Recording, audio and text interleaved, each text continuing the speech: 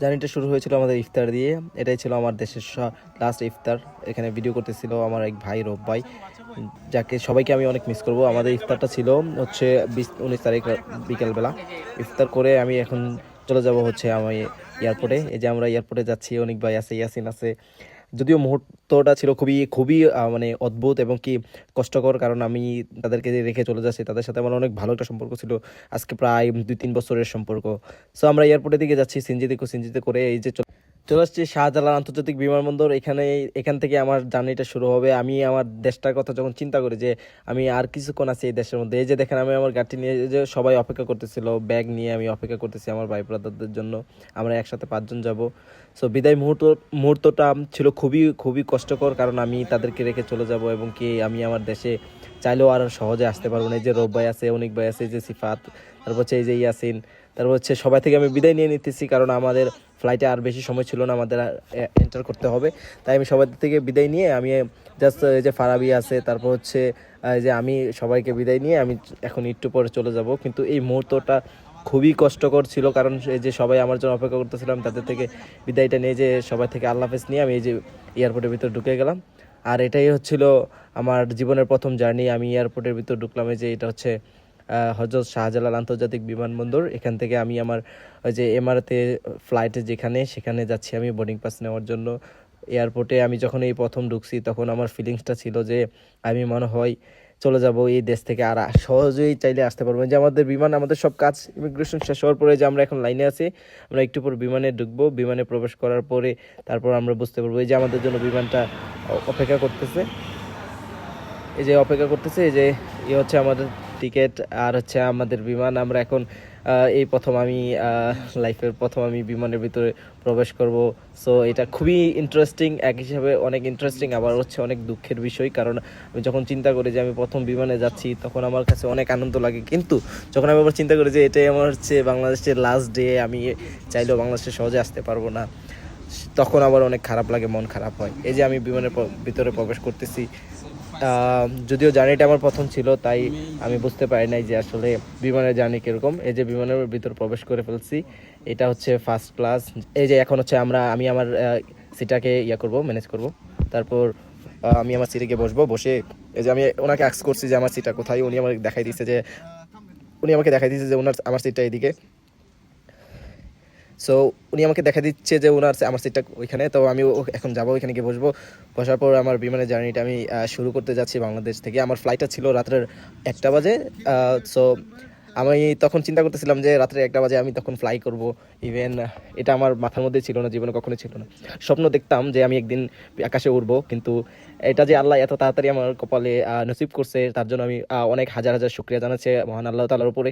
So আমি আমার সিটে বসে গেছি। বসে যাওয়ার পরে এখন আমি জাস্ট বিমানটা দেখতেছি। এটা হচ্ছে ইমারাতে বিরাট বিমান, যেটা অনেক বড়।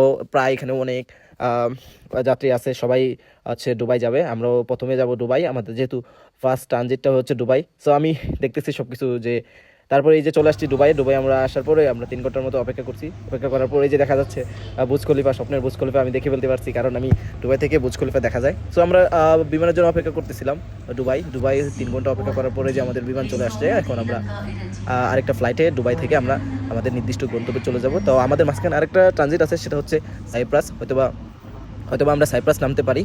এখন আমি এই যে দুবাইয়ের এয়ারপোর্ট থেকে আমি ভিডিওটা করতেছি। আমি এখন দুবাই যেই বিমানটা আমাদের জন্য অপেক্ষা করতেছিল, নেক্সট বিমান দুবাই ট্রানজিট, 3 ঘন্টা ট্রানজিট শেষ হওয়ার পরে আমরা এখন বিমানের ভিতর ঢুকবো। ঢোকার পরে আমি বিমানটাকে দেখাতে পারবো যে আমাদের দুবাইয়ের ফ্লাইটটা কেমন ছিল। এটা খুবই ইন্টারেস্টিং ছিল, যেহেতু আমি নতুন, ফার্স্ট টাইম, আমি আগে কখনো ফ্লাই করি নাই। তাই আমার জন্য ইন্টারেস্টিং ছিল। প্লাস হচ্ছে আমি অনেক আনন্দ উপভোগ করতেছিলাম। যখনই আমি বাড়ির কথা চিন্তা করি, তখনই আমার কাছে খারাপ লাগে। কিন্তু যখন বিমানের ভিতর প্রবেশ করছি, এই যে এটা হচ্ছে এমারাতের দুবাই থেকে, যখন আমি নেক্সট ফ্লাইটে উঠতেছিলাম, তখন ওঠার সময় আমি এই ভিডিওটা করছিলাম যে ওইখান থেকে বুর্জ খলিফাটা দেখা যায়, পুরো দুবাই ইন্টারন্যাশনাল এয়ারপোর্টটা দেখা যায়, এটা অনেক বড়। এখন আমি প্রবেশ করলাম নতুন এখানে। তারপর হচ্ছে এই যে আমি বিমানে আসার পরে আমরা সাইপ্রাস চলে আসছি। সাইপ্রাস থেকে এখন আমরা আবার ফ্লাই করতেছি। দুবাই থেকে সাইপ্রাস চলে আসছিল। সাইপ্রাস আমাদের একটা 1 ঘন্টার ট্রানজিট ছিল। ট্রানজিট শেষ হওয়ার পরে এখন আমরা ফ্লাই করব। সো আমার সিটটা মাঝখানে ছিল। সাইপ্রাস আসার পরে যখন দেখি যে আমি পুরো বিমানটা ফাঁকা, তারপরে আমি ভাবলাম যে আচ্ছা তাহলে জানালার পাশে চলে যাই। সো আমি জানালার পাশে গেলাম। তারপর থেকে সেখান থেকে আমি ভিডিও করতে পারতেছি। সো এটাও একটা স্বপ্ন ছিল যে জানালার পাশে সিট পড়বে, সেখান থেকে আমি পুরো প্লেনের ভিউটা দেখতে পারবো। সেটাও আল্লাহ পূরণ করছে আলহামদুলিল্লাহ। এখন আমরা সাইপ্রাস থেকে ফ্লাই করতেছি। সাইপ্রাস থেকে যখন উঠতেছিলাম তখন সবগুলো ঘরবাড়ি সব কিছু দেখা যাচ্ছিল বিমানের উপর থেকে দেখতে, আসলে অনেক সুন্দর লাগে। যদিও বিমান জার্নিটা আসলে বোরিং জার্নি, যখন আপনি আকাশে উড়ে যাবেন তখন আপনি মনে করবেন যে আপনি বসেই আছেন, কোনো কিছু ফিল করা যাবে না, ফিল হয় না। সো এটা হচ্ছে সাইপ্রাস।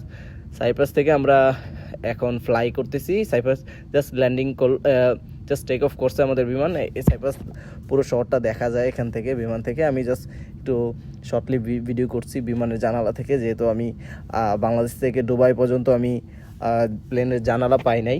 সাইপ্রাসে আসার পর বিমান যখন খালি হয়ে গেছে তখন আমি জানালার পাশে আসলাম। এসে আমরা এখন যে আমার সাথে মুরাদ ভাই আছে, আমরা দুইজন একসাথে বসে আছি জানালার পাশে। পুরো বিমান ফাঁকাই বললে চলে।